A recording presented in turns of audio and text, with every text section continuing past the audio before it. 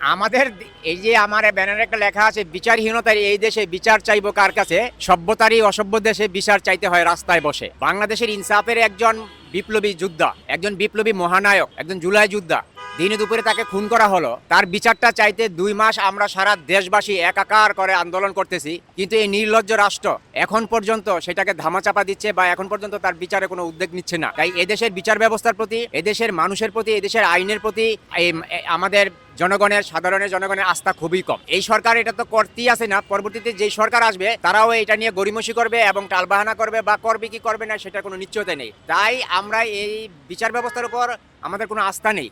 তাই আমরা আন্তর্জাতিক তদন্ত সংস্থার মাধ্যমে, আন্তর্জাতিক জাতিসংঘের মাধ্যমে একটা তদন্ত চাই, যে তদন্তটা যে সরকারই আসুক তারা এটা দামাচাপা দিতে পারবে না, যেহেতু এটা আন্তর্জাতিক জাতিসংঘের মাধ্যমে তদন্ত হয়েছে এবং এটা বিচার করতে হবে এবং এটা তখন তারাই তদারকি করবে।